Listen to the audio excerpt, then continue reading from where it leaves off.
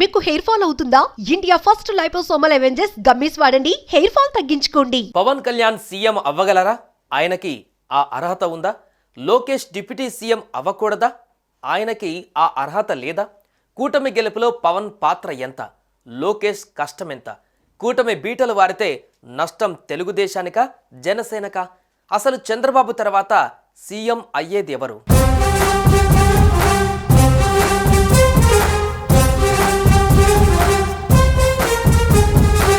Deputy CM చుట్టూ AP politics heat ఎక్కుతున్నాయి. టీడీపీలో number 2గా ఉన్న లోకేష్ను ప్రభుత్వంలో కూడా అదే స్థాయిలో చూడాలని టీడీపీ వర్గాలు కోరుకుంటున్నాయి. లోకేష్ను డిప్యూటీ సీఎం చేయాలని టీడీపీ శ్రేణులు డిమాండ్ చేస్తుంటే జన సైనికులు కూడా రంగంలోకి దిగారు. పవన్ కళ్యాణ్ను సీఎంగా చూడాలని ప్రజలు కోరుకుంటున్నారని జనసేన నేతలు స్వరం పెంచారు. రెండు పార్టీల హైకమాండ్స్ నుండి సైలెంట్గా ఉండమని ఆదేశాలు వచ్చినా ఎక్కడా తగ్గడం లేదు తెలుగు తమ్ముళ్ళు, జన సైనికులు.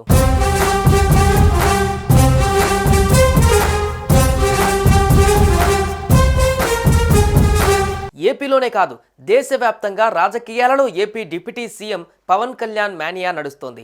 దీంతో ప్రధాని మోడీ, అమిత్ షా సైతం జనసేనాని వైపు చూస్తున్నారు. గత ఎన్నికలలో ఢిల్లీ గద్దెపై ఎన్డీఏ సర్కార్ 3వసారి కొలువుదీరడంలో కీ రోల్ పోషించారు పవన్ కళ్యాణ్. ఒకే ఒక్క సీటుతో మొదలైన పవన్ కళ్యాణ్ ఇప్పుడు రాష్ట్ర రాజకీయాలను దాటి దేశ రాజకీయాలలోనూ కీలకంగా మారారు. ఏపీ రాజకీయాలతో పాటు దేశ రాజకీయాలలో జరిగిన ఎన్నికలలో చెరగని ముద్ర వేశారు. అంతేకాదు ఓ రకంగా ఎక్కువ మంది సెర్చ్ చేసిన పొలిటీషియన్గా రికార్డులకు ఎక్కారు Pawan Kalyan. Pan India hero కాకుండానే పాన్ ఇండియా పొలిటీషియన్గా నిలిచారు. దేశంలో ఏపీలో అసలు సిసలు గేమ్ చేంజర్గా నిలిచారు. అంతేకాదు తిరుమల లడ్డూ వ్యవహారంతో జాతీయ స్థాయిలో సనాతన ధర్మ బోర్డు స్థాపించాలని ఎలుగెత్తి చాటడంతో ఆయనకు దేశవ్యాప్తంగా మంచి ఫేమ్ సంపాదించుకున్నారు.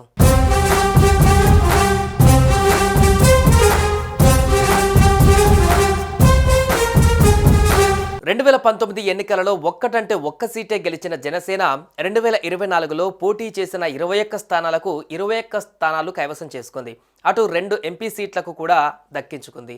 100% స్ట్రైక్ రేటుతో పవన్ ఈసారి తన సత్తా చాటారు. అంటే 10 ఏళ్ల రాజకీయ ప్రయాణంలో ఆయన ఎంత రాటుదేలారో అర్థం చేసుకోవచ్చు.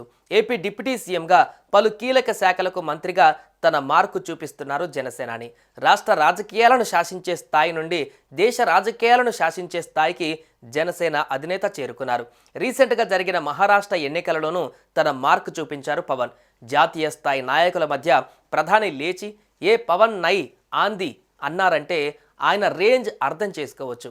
కింద పడిన దెబ్బ తగిలినా భయపడకుండా తిరిగి లేచి డిప్యూటీ సీఎం పీఠంపై కూర్చున్నారు కొణిదెల పవన్ కళ్యాణ్.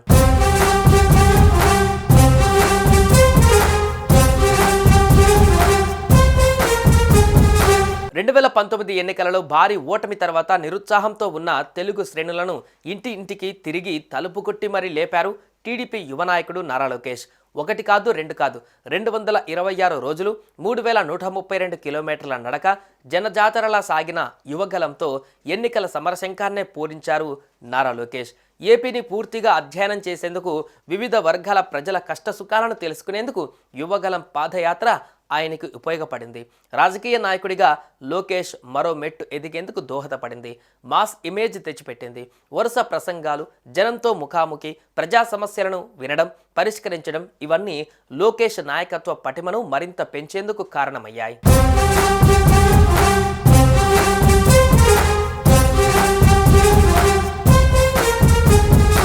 ఆంక్షలు దాటుకొని అడ్డంకులను అధిగమించి నేనున్నానంటూ అడుగులో అడుగువేసి ప్రజా సమస్యలపై సమరశంఖం పూరించి యువగలాన్ని ప్రజాగలంగా మార్చేసి లోకేష్ సాగించిన మహాపాదయాత్ర పరిసమాప్తమైంది.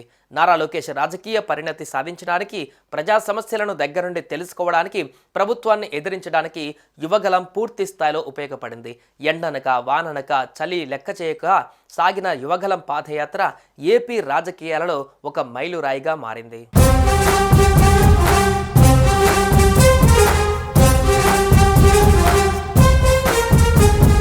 పార్టీలో జవసత్వాలు తేవడమే కాదు, ఓడిపోయిన నియోజకవర్గాన్ని వీడిపోలేదు. ఓడిన చోటే గెలవాలనే పట్టుదలతో పనిచేశారు.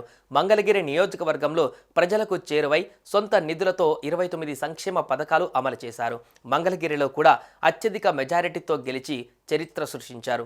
30 ఏళ్ల వయసులోనే ముఖ్యమైన 3 శాఖల మంత్రిగా నారా లోకేష్ చేసిన కృషికి జాతీయ, అంతర్జాతీయ స్కోచ్ అవార్డులు దక్కాయి. ఏ పొలిటికల్ అనే సంస్థ ప్రకటించిన జాబితాలో ప్రపంచంలోనే అత్యంత ప్రభావవంతమైన యువ నాయకులలో మొదటి 20 స్థానాలలో నిలిచిన ఏకైక భారతీయుడు ఏపీ మంత్రి నారా లోకేష్. సమాజం అనే దేవాలయంలో ప్రజలని దేవుళ్ళు అనే తాత నినాదం, నాన్న విధానం పుణిగిపుచ్చుకున్న నారా లోకేష్ తెలుగుదేశం పార్టీని మరో 30 ఏళ్ల పాటు తిరుగులేని ప్రజాశక్తిగా నడిపించగల దమ్ము, ధైర్యం ఉన్న నేత అని నిరూపించుకున్నారు.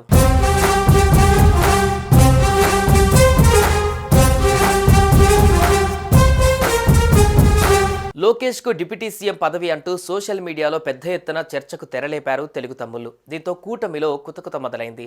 దీనికి పొగపెట్టే ప్రయత్నం చేస్తుంది ప్రత్యర్థి పార్టీ.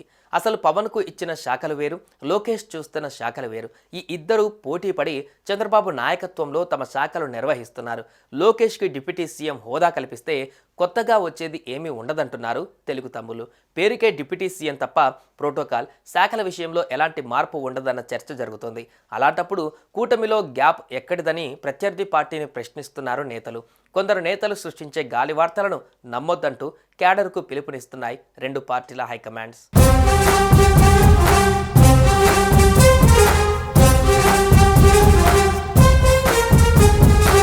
సుమన్ టీవీలో మీ పర్సనల్ అండ్ బిజినెస్ ప్రమోషన్స్ కోసం కింది నెంబర్కి కాంటాక్ట్ చేయండి.